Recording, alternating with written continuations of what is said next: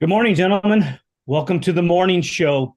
I really appreciate you guys being here. It's Easter Sunday. Happy Easter, everybody that's out there listening and watching. We appreciate it. It's a great day to spend time with your family and reflect on life and some of your choices. But before we do that, we need to thank Elka Suspension for always being there for ATV Talk and bringing you these shows to you and allowing us to spread the word about ATVs and motorsports around the world.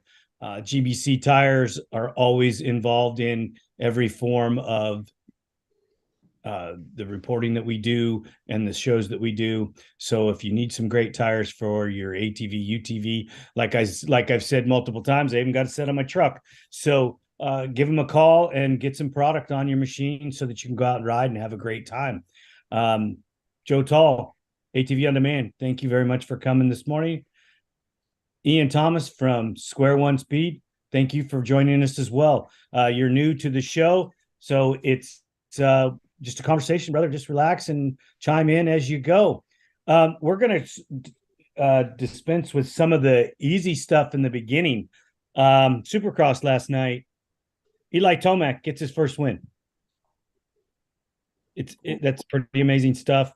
I've always been an Eli Tomac fan. I didn't get to see the race, though. I was hoping you guys could fill in the blanks. Triple Crown. He won 2 out of 3 of the races. Okay. That was Go ahead. St. Louis. Yeah, that man, it was good to actually see that, honestly, in my opinion. I like watching Eli Tomac come back swinging like that.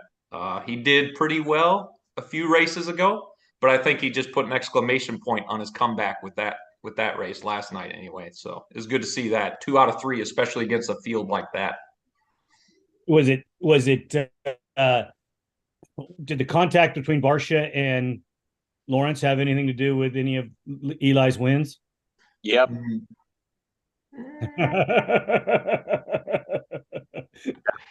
I'd say it slowed Jet down, but Jet was already pretty far back in the pack. I think Jet would have definitely been back up in the mix with Eli if he didn't have that contact with Barcia. But I mean, Eli was looking pretty strong and he was making some moves. I did like seeing Plessinger up there with him as well. I like watching Plessinger this year. I think Jet ended up getting last in that last race, didn't he? I think he was 21st by the end of that, or 18th or something overall by the end of the night. Yeah, they're talking like he might be injured. I didn't get a chance to see the whole thing. I actually didn't get home until the third main for the 450. So unfortunately, I missed a lot, which sucks because that's the first one I've missed. Yeah, he got T-boned pretty hard. What was the points breakdown? The Jet is still up by 3 points over Cooper Webb. And I believe Anderson is 20 points back from Jet. So Jet still has the lead, but now it's a fight again. Because he lost a lot of ground then last night.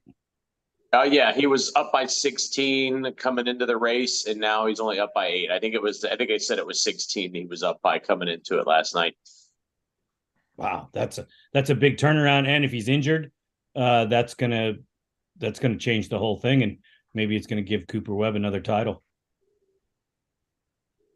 I mean, I just don't see Anderson. I just don't see Anderson closing the gap. But was it blatant by Barcia or just a riding incident?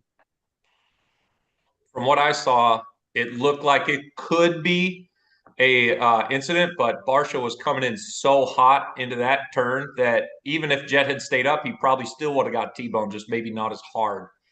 But you see, as soon as Barcia T-bones him and he turns, he throws a hand up like, "What was that?" It's like, well, what do you mean? We all saw what just happened.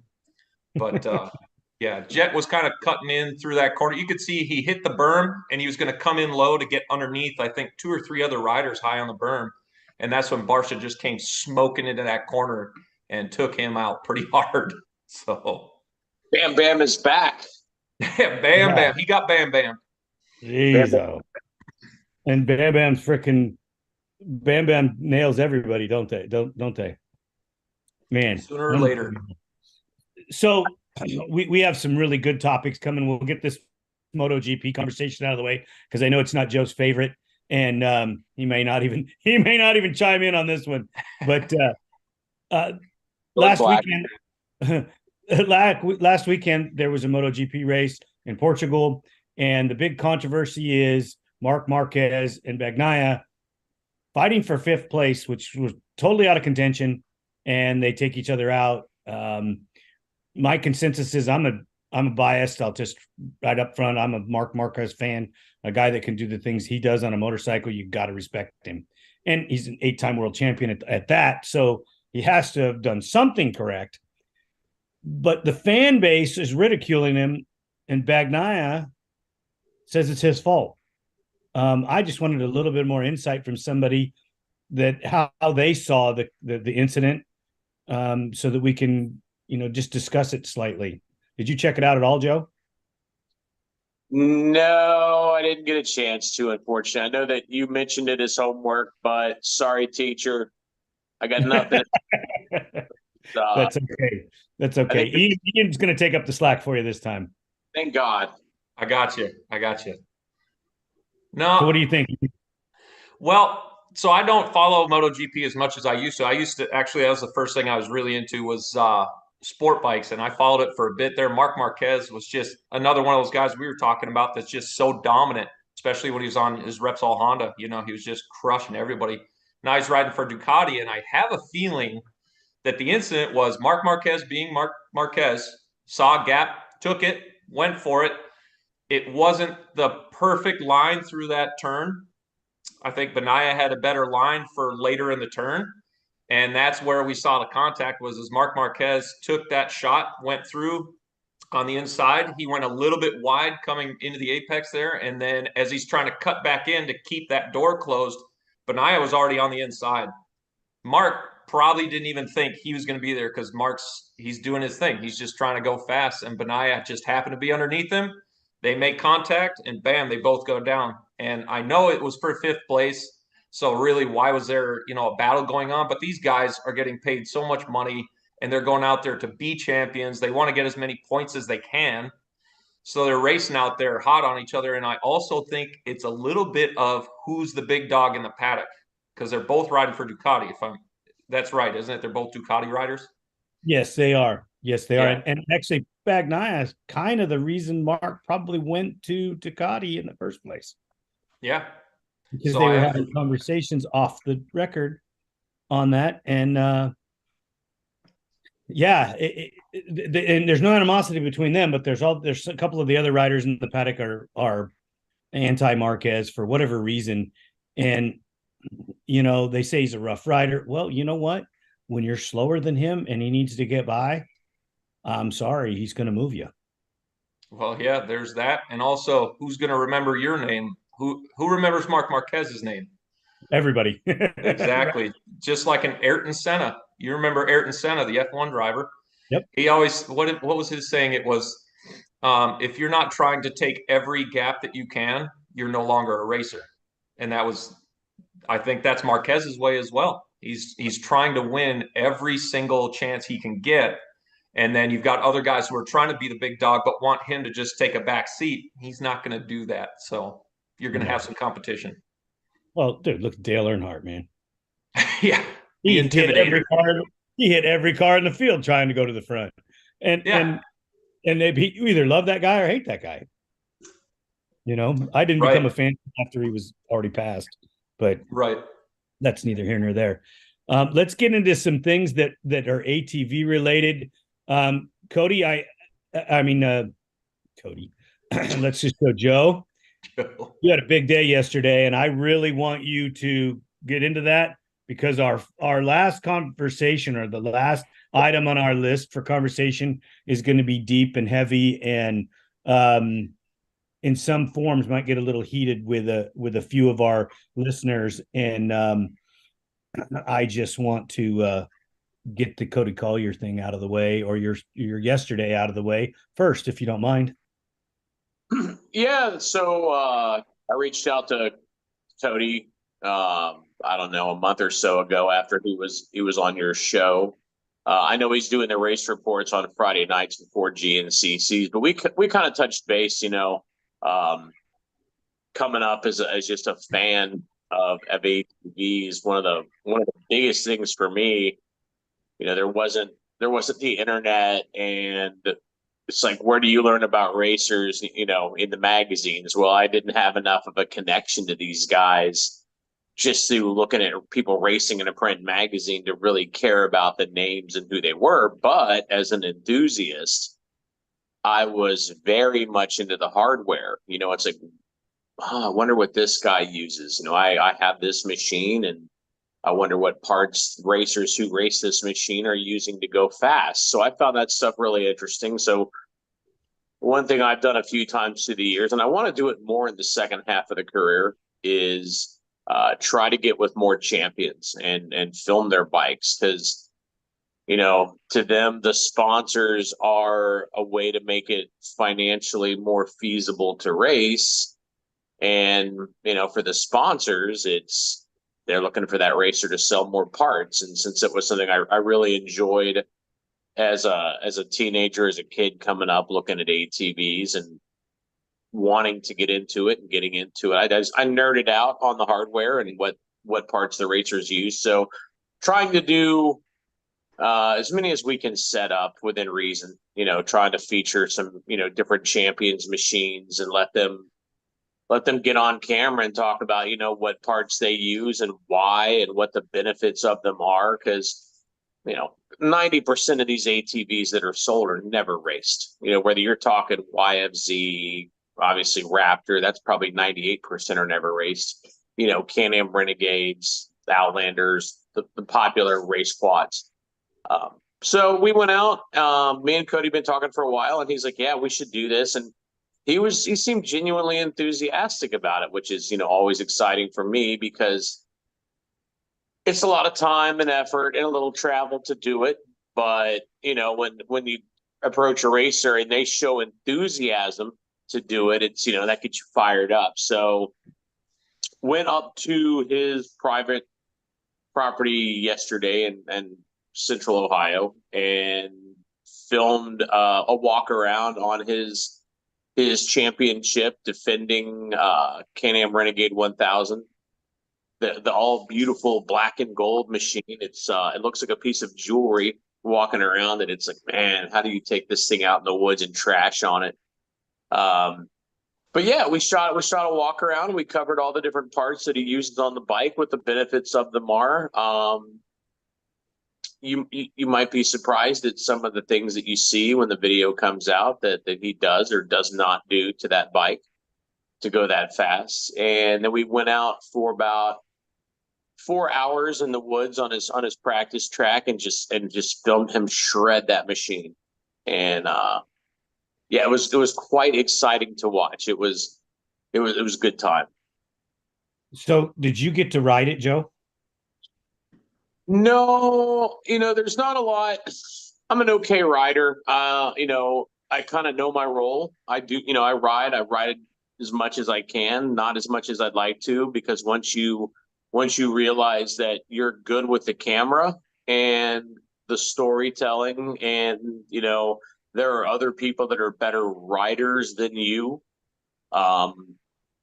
you tend to find them to ride your bikes. So he offered to let me ride it, and I don't know, just under the circumstances, it's like, there's not a lot I can say. If I could have taken Evan Hartzell up there, my main East Coast test rider guy, he races cross country. He was in our 4x4 shootout. He test rode the Renegade for me on a couple occasions. I would have loved to heard his feedback on it, but we just couldn't make it work. I think Cody was willing. Evan wanted to, but he just had a work conflict, so he couldn't get off. But the main point at home is if I rode the bike and I was just like, oh my gosh, I can't believe it, ooey gooey, my opinion, how much does it matter? What matters is there's a number one plate hanging off the front of that bike, and that proves it. I don't have, it's great. It's not great. It doesn't matter, because what works for him as far as setup may not work for me. He's way faster than me. So, obviously, Hunter's bike when we did it. We did test Dustin Wimmer's national championship bike back in 2010 when we first started ATV on demand. So we've done a handful. We've ridden, one of them, and we may do more test rides. But to me, it's just I don't think anybody can articulate the benefits of what they do better than the racer. And Cody sure showed yesterday that nobody can demonstrate what that bike can do better than him. Because, I've filmed guys testing four-wheelers now for 20 years, used to go to the ATV Nationals, only been to a few cross countries, and that was over a decade ago. I'll be at a couple this year because of some stuff that we're working on. But it was so exciting to watch him ride. Our guys are pretty quick. We get some comments on YouTube from people like, why do you just ride these things so hard? You're just going so fast all the time. People don't ride like that. Well, when we test, we typically operate under like a 70% guideline. I always remind my riders when we go out, like, hey, ATV On Demand handbook, we're riding at 70% of your ability today because then you won't crash. And I try to work with reasonably fast guys, because if you work with skilled riders, then their 70% is probably like the average guy's 110% over the top. Watching Cody ride yesterday, it was just so fast, so next level. I saw him doing things where it's like, yep, I'd have got spit off the bike there. Yep, I'd have got spit off the bike there. Yeah, average guy would have died there, but it's just nothing to him. And it just makes it look effortless. I just told him, it's just like watching controlled chaos. That's unbelievable. Ian, have you got much thoughts on the 4x4 realm of the ATV world? Oh man. Yeah. The most experience I have on it is actually my buddy Mike. He's back in Minnesota right now, but he has a Renegade 1000. He's had that thing for, I want to say, the last 8 years. He came all the way down here with it to Arizona, and we were riding it around out here in the Arizona desert. And I was like, man, there's really nothing this thing can't do other than maybe take it to a motocross track. But out here in the desert, that thing absolutely ripped. And he, being a big guy and riding the heck out of it, I've never seen someone do those things on a 4x4 like that. He throws it around like it's a live axle sport quad, and it was awesome to watch. The only way I could say maybe you could compare those pros like Cody Collier and Brendan Fraser and all those guys is if you had their machine next to like your average guy's Renegade 1000, and then you could go, yep, here's how much more above this thing that championship quad is. Because like there almost really isn't any comparison when those guys are out there riding it. You really can't connect the dots between those two machines, because the things that they do with them is just, it's nuts. I was not a super huge fan until I started watching the videos. And those guys are incredibly talented. I think that they're underrated by most ATV enthusiasts, because the things that they can do on a machine that weighs that much, that really isn't designed to drift through the turns in a four-wheel drift with four-wheel drive, and then go through the trees and the bumps. And Joe got to witness it up close and personal. It was super exciting just to get to see him ride. I mean, the smile on his face probably gives it away that, he's still probably a little bit in awe of what they can do. Well, I mean, just from my experience riding it a few times, that was one of the big things that I took away from it. Was like, man, I cannot get this thing to slide. I mean, you're always slideways, as you say, on these sport quads, these 450s. You're always sideways on those things through turns and just everywhere. That was what the Renegade couldn't do. Was it was always getting up on two tires for us, always up on two wheels, and always wanting to tip. These guys aren't doing that. They got that thing sideways everywhere, and they're just threading it through trees. And it's like, man, that's just something I haven't seen yet. And that's one thing that Cody kind of covered yesterday. I'm not gonna put it all out there because I want people to watch the video when it comes out. But we talked about cornering stability and his suspension and specific things that they've changed in his program to get that thing to corner the way he wants. I don't think he has a problem steering with the front end or the back end. That quad is set up. And you could really see it. I commented a couple times yesterday because, we tested the Renegade a couple of years ago. Video did really well. We did a little setup video just on us going out and setting up the controls and playing with the suspension. And, if you compare a Renegade to an Outlander in stock condition, the Renegade has a firmer ride. So it doesn't body roll as much as the Outlander because the suspension is just stiffer. But the one thing that we still noticed was if you hit an abrupt G out, something that's got a little bit of angle or just abruptness to the bottom, it's not, the base of the G out's not as long or longer than the wheelbase of the machine. That suspension will come into it, especially the back end. And you can see it if you go back and watch some of our test videos. They'll hit a G out like Evan or Chad Westcott when him and his buddy Brent rode our Outlander versus Renegade comparison last year. They'll hit that bump with that back end, and it's like boom, and you'll hear it bottom. And maybe we need to go back and do more testing and just crank high speed, compression damping all the way to the right, crank it to the max, but then you're going to get a brutally harsh ride because high speed compression isn't just how fast you're going. It's shaft speed. So you could be on high speed compression even at the top of the stroke if you're hitting a big roots or big chunky rocks. But what really stood out to me yesterday watching that bike, and I've watched bikes for 20 years, so you can see the differences when you've watched long enough. And it's just like that thing never bottomed out. You never heard the suspension bottom.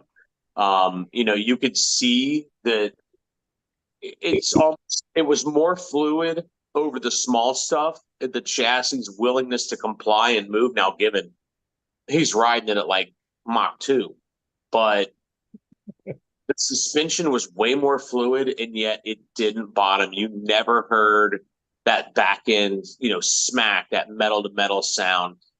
And frankly, he never even framed it out. It's just good line selection. But he hit some crazy G outs yesterday where the back end would even kick up a little bit. Doesn't matter what shocks you run. If you hit a big abrupt dip like that, never bottomed out. His suspension is good. He runs custom axis, by the way. I won't hold that back.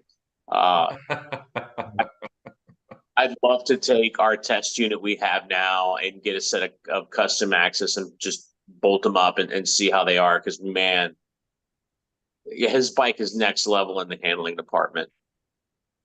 That's awesome that you got to spend some time with him. He's a pretty nice young man, from what I'm gathering. And I spent a lot of time with him shooting race reports. So yeah, he's super nice. I met him yesterday. I met his fiance. I met his mechanic. I think at Mike, and he shot a little Instagram for me. And they're a really great bunch of people. I think he's a good guy to sponsor. He's well spoken. I think he represents the sport well, and he speaks highly of his competitors. even when they're not around, he talks highly of the other people that are out there that he races with. So he's not a hater. Right. Good. He's a good dude. I've had great conversations with him. So let's get into the most controversial topic of the week with ATVs. And Joe Tolle, we have to thank you for spearheading this topic along and getting everybody on board. There's going to be some people that are going to be haters, and I want to know why. And let's just get it out there. The KO300, it's not in the States. It's to compete with the Raptor 250, but not really. It's supposed to be there for its own class to get these riders of this age bracket. And I'm probably going to botch the ages, but 12 to 16 in some fashions. Maybe it's a 16 and up quad to be legal with the government if you want to go that road. To stay on topic, and keep it correct. We need this machine or a machine of this caliber in the industry to help grow the sport because we have a big hole. If KO brings in a machine that is reliable with a parts link and that the aftermarkets can do their thing to it, what is the problem with it coming from China? Why are people so against it? Okay, granted, I was one of those guys, but if you look at the growth of the industry, this is all we're talking about is the growth of our sport, our industry. And if we're looking at that, what's the problem, guys? Because the Japanese manufacturers do not give a shit about you. Go ahead, Joe. I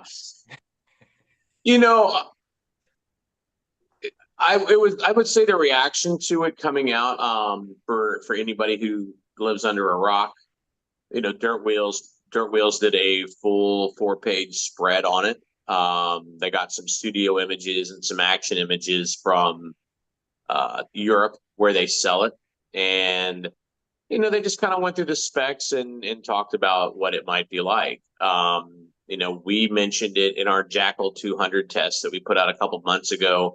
The Jackal 200 is a little manual shift, manual clutch equipped, chain driven, little sport quad that they make here, that they make and they sell here in the United States. And we made mention of the 300 in that video. And obviously, when I ordered the Jackal 2 test, I contacted them and said, hey, I want to test your 200. I saw Dirt Wheels reviewed it a year ago. They thought pretty highly of it. I'd like to experience it and make a video on it. There's no good videos out there. I even rode for that one because it's like, hell, even I can ride a 200. And it was fun. But I let them know when I ordered the bike that, the 200, I want to test it, but the bike we really want is the 300, because there's a gaping hole in the market. I don't even think Yamaha would be mad at it because they need a feeder bike. They need a bike for that younger racer or, a young adult, late teenager who needs something they can afford to save up for and buy. I think, obviously the benefit of it is you get a feeder bike. You got kids racing 12-year-old Raptor 250s. They need a fresh machine. I know what everybody else knows about this machine that's looked at it. Like, it looks like it runs. Lenny, you've looked at videos of it. It looks like it's a decent performer. If it comes to the States and it has a decent level of reliability, I've discussed this with the company directly, and it's like, hey, if you have a decent frame and you have a decent engine, the U.S. aftermarket can handle the rest. If you're willing to make some changes to it to meet the demands of the American consumer and the American market, because we are a little different over here than they are over in Europe and Asia, then it's going to prove a lot. And, you guys can take that segment. You'll have no competition. I think it's important that there's a bike in the space. But I think the problem is, And first of all, when it comes to the reaction to it, because Dirt Wheels did a post, I shared Dirt Wheels stuff. You know, you had a person from the ATV Nationals that does not represent the ATV Nationals directly that, you know, got on Dirt Wheels and got negative and put some negative posts out there and then didn't want to make a phone call to me. I think he probably knew that I was going to jump his shit. And not because I'm defending KO. You know, I have no affiliation with them. They've done zero advertising with us at this point. You know, I just simply know that if we don't let other companies, if other companies don't come into the space and fill it, and we don't encourage that, then, you know, we're all just going to be sitting around looking at videos of people's Banshee barn where they own 30 Banshees. And it's like, oh, wow, look how rich you are with your 30 pristine sport quads, and we can't even find one to buy. And they're all sitting on their grab bars. Right. You know, and it's like there's nothing to buy, and then the used market is completely unobtainable for the average person because all the rich people went out and afforded them. So they could make Instagram videos. Sorry, guys, I'd like to test some of your machines. But the point is, you know, okay, I'm not a fan of communist countries. I'm not. But, and I understand that you want to relive your childhood and go back to the 90s and in the early 2000s and have your 400EX and your Banshee and your, me too. But guess what? We don't have a time machine, so we ain't going back. And, you know, if you're just going to sit around and wait for Honda, then you may never get anything. So if sport quads, if we're going to save sport quads, and that's the hashtag, then yeah, you're going to have to get outside of the box. You're going to have to open your mind up. You're going to have to encourage new blood to come in and do something. And so, you know, some people just want to live in the past, and they're like, it seems like a minority though. And that's the last thing I'll say. I don't want to interrupt. And is that the people, it seems that the overall reaction to this machine has been very good. I'd say 80-20 or 90-10, depends on where you look. 10 years ago, you wouldn't have seen that. It would have been Chinese junk. I'll keep my Honda, blah, blah, blah. I hope Honda comes back. We'll be here to cheer for them when they do. But right now, they're not. So I'm not very happy about that. You know, and I think the fact that you see such an overwhelmingly positive response overall to this machine, it should tell Honda and Kawasaki and Suzuki, the people have moved on. Most people have moved on. They don't care anymore about you. Like they would if you do something for them, but they're not going to just sit here and hold their cash and dream of the day when you're going to come back, because they pretty much are starting to believe you're not. So somebody else come take their money. Right. Ian, I don't know if you're old enough to remember the glory days, because you're still wet around the ears. But what are your thoughts on a machine coming in there? Jason in the chat informed me that CF Moto had a factory to car team and they finished. And he also said that he would race the KO300 in Vegas to Reno. So to test it. So, if you could, hey, I think it'd be great. What do you think, and what are your thoughts? I know Joe had an in-depth in there, and I've done a poll, so I have some input as well. But I want to hear your response, Ian. Well, I kind of come into this with a little bit different perspective because I'm still wet around the ears. So I was there. We'll just start with when I saw the 400EX for the first time in a Dirt Wheels magazine while I was at my hunting shack. I was pulling change out to buy stickers from Dirt Wheels magazine because I saw a 400EX and I was so taken with it. And then I kind of lived through the glory years when we were, you know, spoiled for choice for a little bit there, when we had, you know, Kawasaki, Suzuki, KTM. We had all these machines out. And then when I wanted to get back into it, when I really wanted to dive back into the world of sport quads, there was nothing left. And it hit me like, oh my God, there's nothing here. The only thing left was the Yamaha, and I didn't even realize it until it had already snuck up on us. Now, I think a lot of the negativity around it, like you said, it's a smaller group than we think. 10% is louder than the other 90%. But I think a lot of the negativity comes from they're still holding their breath. And if something's going to come along, they want it to be as good or better than anything else. And they associate being made in China with poor quality. It's not going to be as good. And they feel like that signifies the market being in a bad spot. Well, we know that. We're already there. We recognize the problem.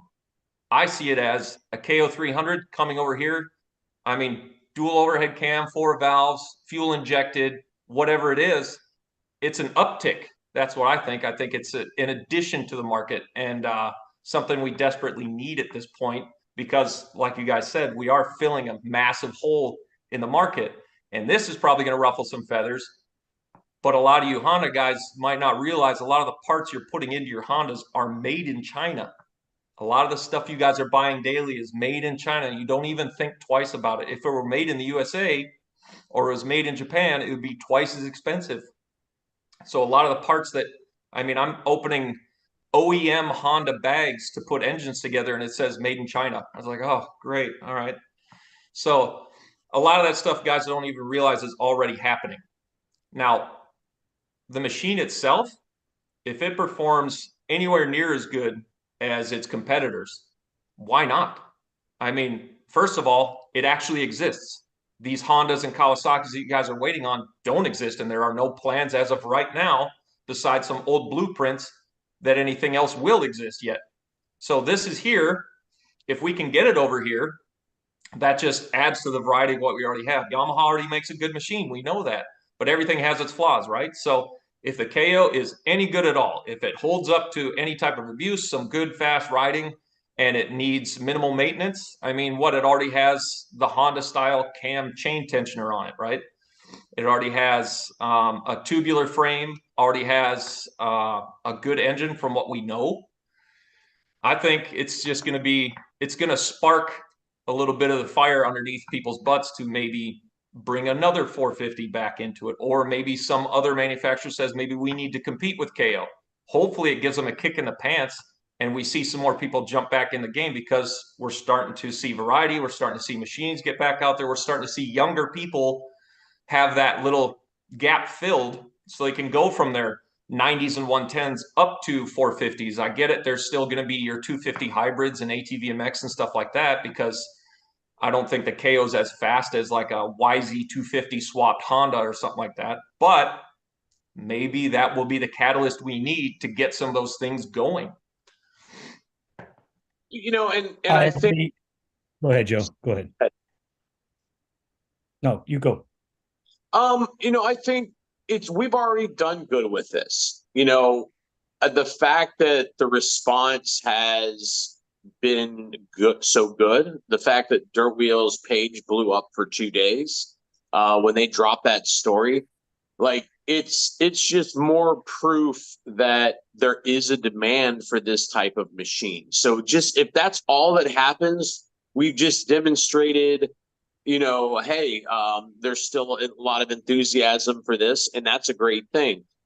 For what we do know this bike is, it has no competitor. Whether the KO proves to be reliable or just a pipe dream.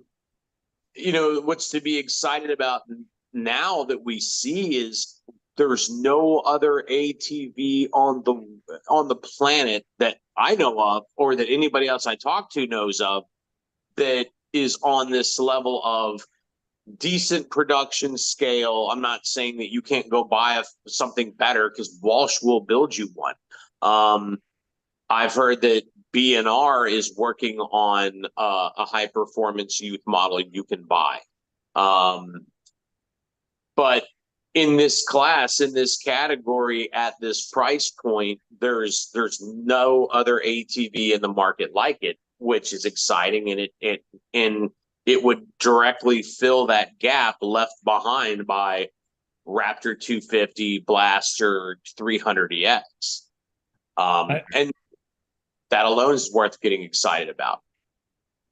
I totally agree. I'm 1,000% behind it. And Joe, you've had a lot of conversations with me. I was pretty anti in the beginning and have slowly learned the error of my ways because I want the industry to grow. And we put a poll out on ATV-TALK on our Instagram, and we were about 55% yes to 45% no. And the no's were all because it was in China. None of them could give you a specific answer to, no, I don't want this machine for this reason, other than the fact of where it was made. Well, I don't care where it's made. I care about my grandkids having a bike to ride. Well, another point to that then. Sorry to cut you off, Lenny. Most of my grandkids are going to motorcycles instead of ATVs because they don't got a machine there. I mean, I build ATVs, kids. Come on, join in. Well, they can't join in because I can't build them a machine because I can't find enough Raptor 250s or have the hours to build them all. So it's not fair. Go ahead, Ian. I'm sorry. No, it's all right. I was just going to say another perspective here. If all these other companies see that Americans are willing to pay for a Chinese-made quad so bad to get another one in here, what do you think we'll pay for something that comes back? Let's say Honda does come back with something else, or even Kawasaki or Suzuki, because they're not doing anything with their bikes anyway. If anybody like that comes back in, if we're willing to pay for a Chinese quad that's any kind of good, what do you think we're willing to do to get something else back? I mean, you've already broached this portion of the conversation, Ian. The parts that we're getting from all of the Japanese manufacturers are starting to come from China. Mm-hmm. Less and less is made in Japan. Keyhine carburetors, man. CF Moto is building. Okay, and I heard this third party. I didn't read this, but I believe it. CF Moto is starting to build some motors for KTM. Yamaha and CF Moto have some sort of working cooperative relationship. We don't know what it is. Nobody said anything. Me and Jeff at Dirt Wheels were talking about this the other day. Like, what's that all about? Are we going to see CF Moto building engines for Yamaha that are then sent to the United States for assembly in like their Georgia plant? They're building it for KTM. So, like it or not, and it's like, what do you want to pay? What do you want to pay for your four-wheeler? Because there's like, yeah, you want it to be 100% Japanese made. Okay. Well, are you ready to buy a new $15,000 sport quad if they build one? And they probably won't build one because they know it's going to cost like 15 grand if it's decent and they, tool it up. We could argue back and forth on why it would actually need to be, but profit margins matter. And yeah, if you want to be able to buy these machines at a relatively affordable price, you're going to see this more and more. I kind of agree because, we sell a lot of Keyhine carburetors and you can see the change in the quality of the materials that come from Keyhine.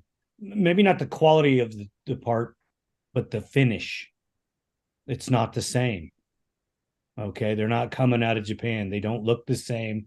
The materials that they're using are different, and you can just see it. And most people aren't letting it catch on that, KTM's not the only manufacturer going to China. The Raptor 250, from what I was told before it was ended in life, was built entirely in China. I think Taiwan, but whatever. China says that they're China. Taiwan says that they're not. I'm not going to go there, but Taiwan, stay free. What are you going to do? What are you going to do with all of that? Are we going to stop buying the pieces that we need that are only made there? No, we're going to keep buying them because we have no choice, because they've priced us out of making it here. Your machinist costs and your gray hairs that are the only people that know how to do it. No offense, whippersnapper, that, the young people don't want to work and don't want to do anything. So we're still having to innovate and do the work. And we're running out of people of caliber age-wise. We're aging out, but there's nobody filling the spots. And that's one of the problems we have. And if China's going to fill those spots, you're going to see more and more product made over there, even though that I don't want it to go that way. I want, American made product. I still like the quality of some of the Japanese product. I mean, back in the days when I was a kid, everybody scoffed at Japanese made. Well, we can see the quality when the Japanese make it. It's really good stuff. Fuji hardware is still the best hardware in the industry. It's still made in Japan. Well, some of this you got to think too. We're willing to scoff at it, but we're not making anything over here. It's just too damn expensive to do it. You should ask Mike Walsh how much that new lathe he just got cost that he's making those frame rails with. So, I mean, who are we to scoff at where this industry is going? Because Japan, okay, they're kind of pulling out for the most part.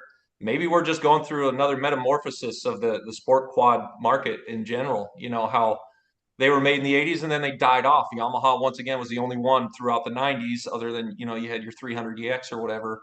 But then it came back swinging. Now it's going through another metamorphosis. I think it's going through another dip right now, but eventually it'll come back up. It just may not come back up the way we thought it would. We got used to this Japanese stuff. Well, one of the problems you also have is the American consumer don't want to pay what it really costs. When you go to a professional shop, have a professional shop do the work, oh, that's expensive. Well, you're not taking in the fact that they have to pay the insurance, the lighting bill, the rent or the payment for the building, the employee taxes. All these things come into time when you are having these professionals work on your machine. The guys that are doing it in their garage and get on Facebook and go, oh, I can do that for $50, well, you're not a professional. There's no warranty.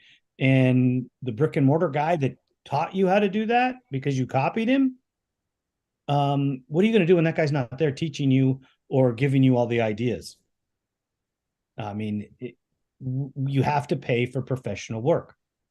If it's cheap, it's generally not good. Well, and there's a lot of other factors that we're dealing with, not to go down this rabbit hole. We have a government that de-incentivizes young people who can typically be a little bit more on the lazy side because they have their whole life ahead of them. They don't feel a sense of urgency. And the government will sit here and be like, hey, just do this disability or just take this, take this cell phone. And, they de-incentivize young people out of work. That's a problem. Our EPA requirements for manufacturing over here, find a chromer. Find someone to do any chrome work for you at a relatively affordable price anymore. Probably doesn't exist. I used to send Banshee pegs all the way to California. I'd buy Banshee pegs off of eBay for $25 a set. I'd send them to California, a whole box of them, have them chromed. Cost me about $25, $30 a set to have them chromed. They'd ship them all back to Cincinnati, Ohio. I'd sell them for $100, $120 a set on eBay. Couldn't play that game anymore because you can't find a chromer.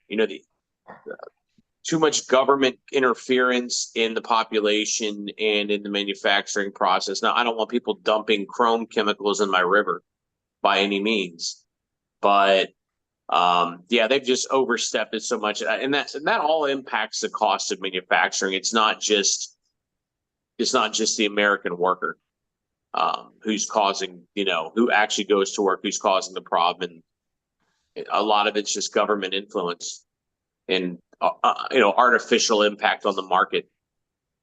Well, we allowed our government to bring these enforcement agencies in to destroy us. With all the regulations, and it's our job to get rid of it. And they like ATVs in Kuwait because Kuwait just checked into our chat. That's pretty awesome stuff. And MX Beans, I understand that he had a bad experience with multiple shops with doing bad work. I would say that you have to sift out the good shops and support them and take care of them. I know that we stand behind everything that we build and everything that we do, and we're here, we're there. I answer the phone. I was in the shop yesterday, sending emails and talking to people on a holiday weekend.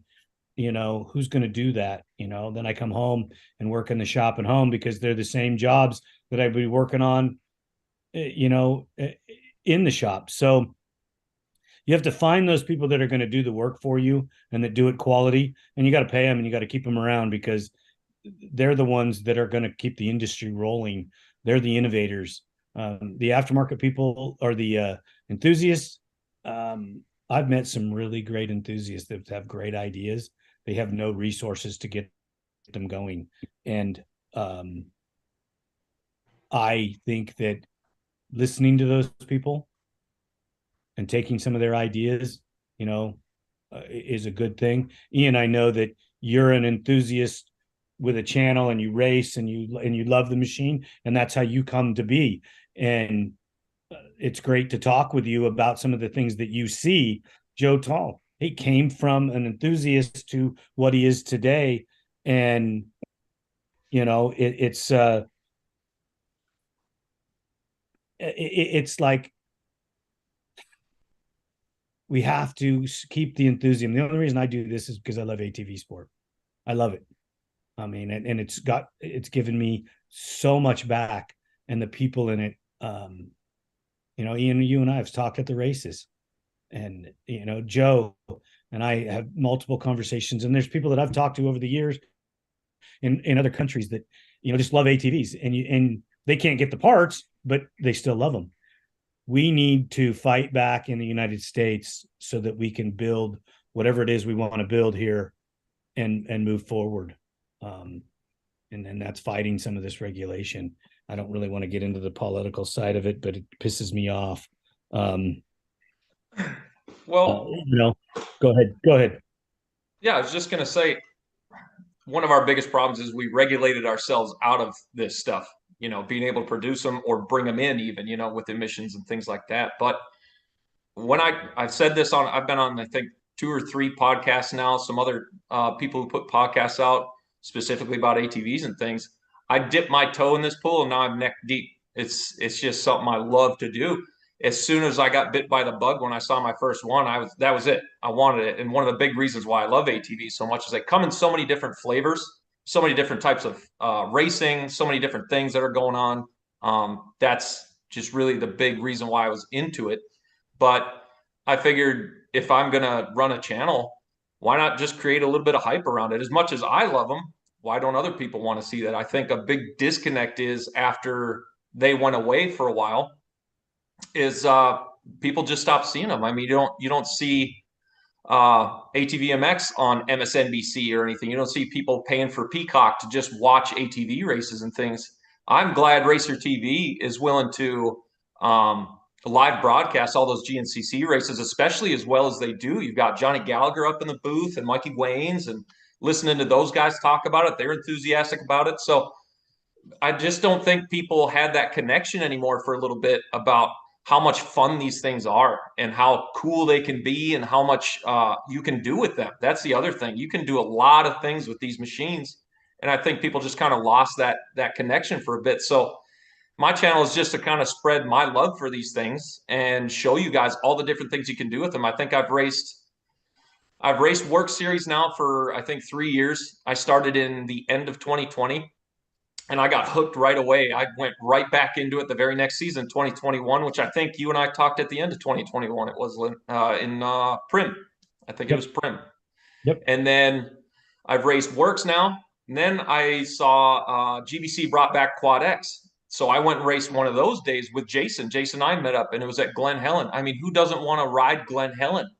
And then we were out there racing it on these ATVs, and they built a whole nother Talladega turn on that other side on the vet track. And man, I had an absolute blast. And then we raced Best in the Desert now. We've raced that. I've raced some AZOP. I've raced a little bit of everything.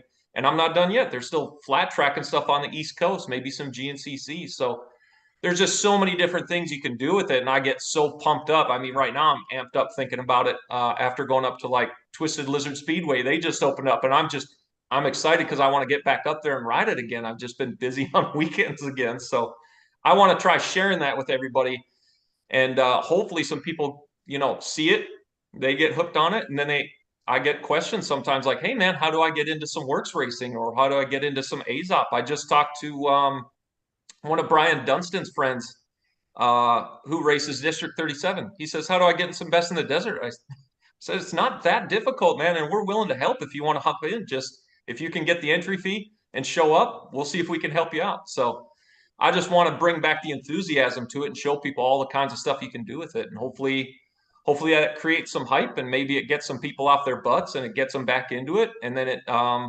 passes down to their kids and things like that. I think that helping everyone, and everything's available on the internet. So if you're having trouble getting connected, there's always some way to get an answer, so it's always available on the internet. I had a train of thought, and then I was reading the chat and lost what I was going to talk about. I want to shift gears. We've had a great conversation about the KO, and Joe, like I said, you're the main guy that started that, and I thank you so much for actually rattling my chain a little and waking me up to the fact of what we needed. You opened my eyes a little bit, well, a lot of it, and I appreciate that. So everybody, when you get a chance, go watch some ATV on demand videos for Joe, because he is a 100% enthusiast and loves our sport, and we need more people like him. But what I really want to talk about here before we end, we got a few minutes. There's a dominance thing going on in GNCC. Ian and I had a little pregame conversation about it, and we're going to include Joe in this. If you start going back into the history of GNCC, you look at the championship runs of some of these guys, they really got long when they started with Barry Hawk, where he won 7, and then you have Bill Balance and Chris Borich and Walker Fowler, and these guys have dominated their sport for a number of years. Balance winning 9, and Borich and I believe Hawk and Walker all winning 7. I could be wrong at that on my numbers, and I apologize if I am. But Bryson Neal right now is, I would say, a phenom. The guy is incredibly strong, super talented, paid his dues following Walker Fowler for a few years. If things keep going the way they do for him, I do not see him getting beat anytime in the near future. And I'm talking years future. I wanted to get your guys' thoughts on this, man. And I'm going to start with you, Ian. Well, man, you kind of said it already. He paid his dues. And I think what you're seeing, because we talked about this kind of strings together with some of those guys in Supercross. It used to be where guys just loved riding dirt bikes, and they would get out there and race each other. And you had like your McGraths, those really talented guys that would stay out front. But then you had your Ricky Carmichaels come in, who strung together the work ethic with it. And then they just started dominating. Then you get your Ryan Villapotos, and you get your Eli Tomacs, and you get guys like that. We're seeing the same thing on the ATV side. You see those guys who they figure it out. They figure out a total program. They put it together, and you get guys like Bryson Neal, who was watching Walker Fowler, a few seasons there where he's right behind him. They call him a Bidwell Bullet for a reason, because he was fast, but there were certain things he would just kind of screw up or get wrong. And now you're seeing him. He figured out his diet. He figured out his fitness program. He figured out the speed. He figured out good line choice. He strung everything together. And now he's that dominant figure that Walker Fowler was. And we're kind of seeing another generation show up with Bryson Neal becoming the next, champion for however long. I don't know yet. And I think after Camp Coker there, listening to Walker Fowler's interview where he said, yeah, there's just no excuse for getting beat by 4 minutes. He was way out there. I think that might also kick some of these younger guys in the butt and go, holy crap, he's right. Like, we need to get up there, because he's just raised the bar a little bit. So hopefully we see some more guys start showing up, and then who's going to be the next guy right behind Bryson Neal that we see 4 or 5 years from now? take over Bryson Neal's spot? Or will it be 4 or 5 years? Maybe it'll be 2. Maybe it'll be 7. I don't know yet. But there are some guys that are definitely hungry. I just want to see who it is next. Yeah, there's some really fast young guys coming up in that class, and you have some of those XC2 guys that are racing now that are just incredibly fast. It's incredible. I mean, it's awesome. I love it. I love watching it. You even got a West Coast guy in Braxton Gross going over there and spreading his wings and learning the trade in the XC2 class. And I have a conversation, a show coming with Braxton. You could see him making a move east to race XC1 if it works out. That would be great. Joe, what are your thoughts on this Iron Man in the making? As far as Bryson Neal, I just feel like if you look back at dirt bikes, at least through my younger years of watching it, it's like the most talented guy or the hardest working guy would get to the front.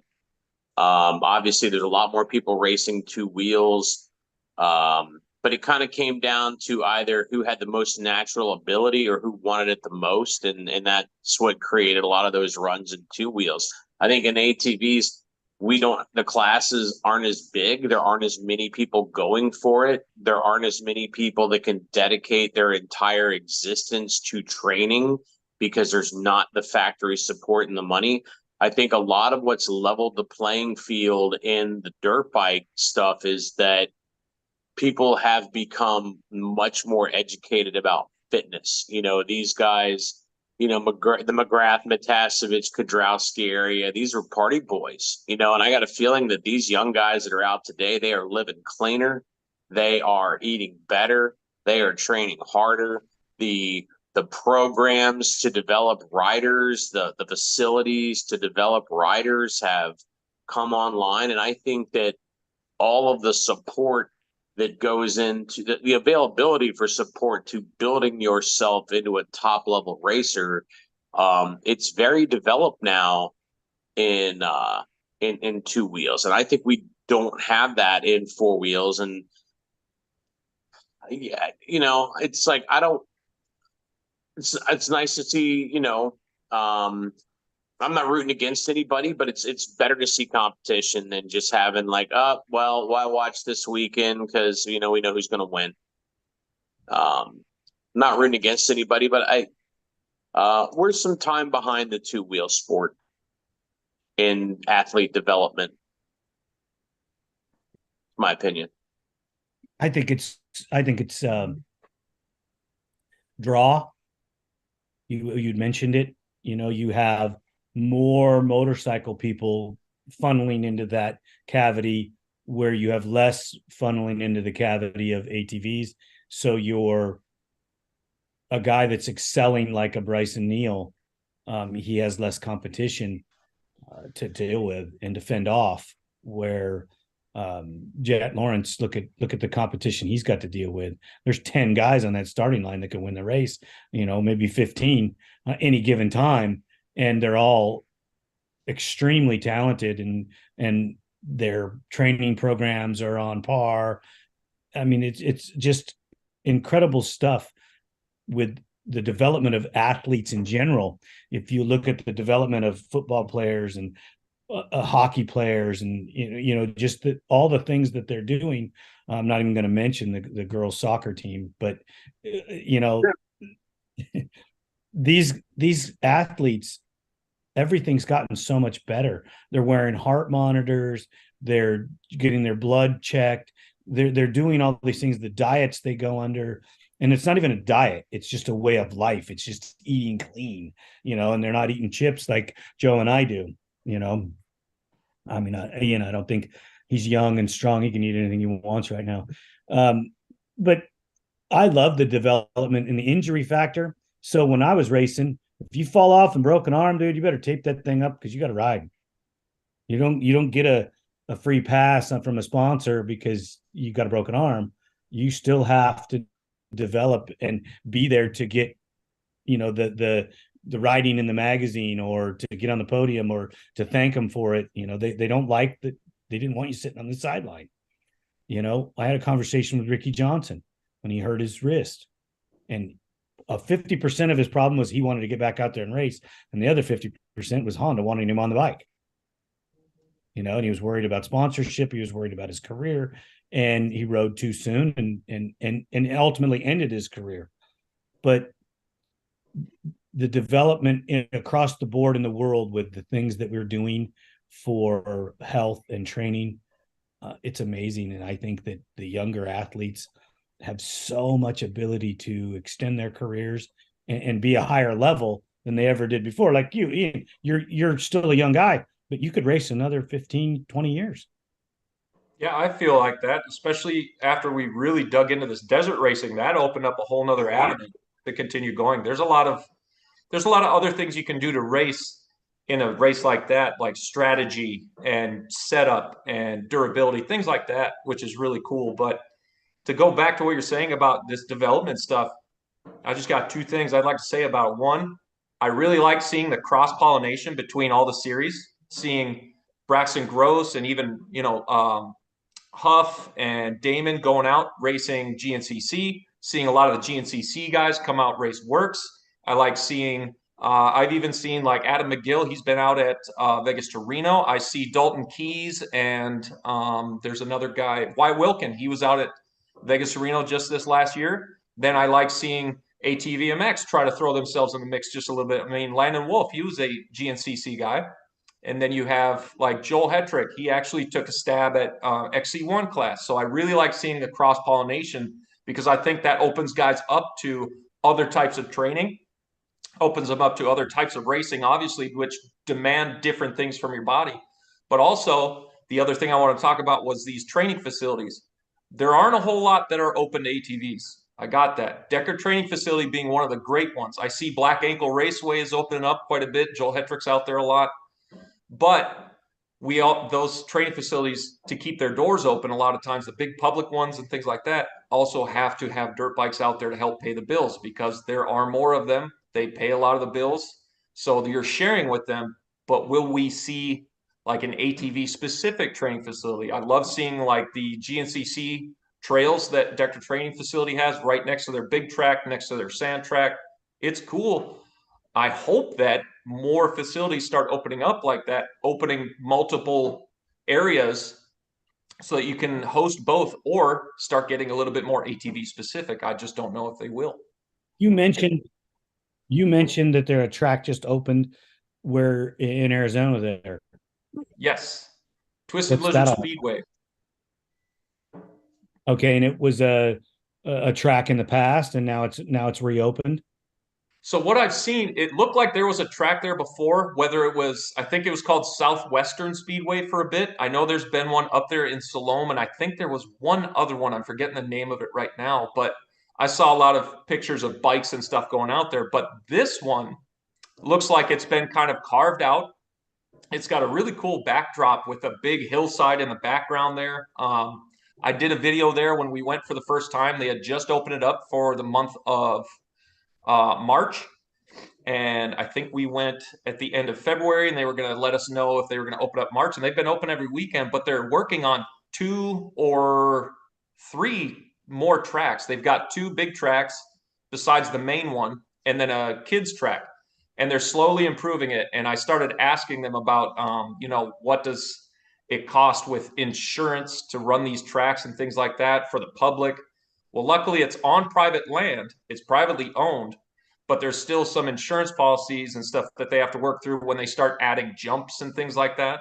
There's certain levels of insurance those guys have to work towards, but it's open for ATVs and trikes. And I think they're trying to build the other 2 tracks to separate side-by-sides from the quads and trikes and even bikes. So bikes are allowed there, but there have been a lot of ATV guys that have been ecstatic to go out there because with Shorty Sports Park basically kind of just letting quads go by the wayside, except for when Azop and Works show up. And then the closing of Canyon Raceway out there in Peoria, that kind of sucked because I really like that track. And then Motoland every once in a while will let us out there. But Twisted Lizards basically just opened their doors, said, here's the cost, come on up and start riding. So pretty pumped to have them only an hour and a half away. It's the same distance from here as it is to Shorty's. So we're excited to get up there. We've had the whole family up there already. That's outstanding. Gentlemen, I want to thank you both for coming on the Easter edition.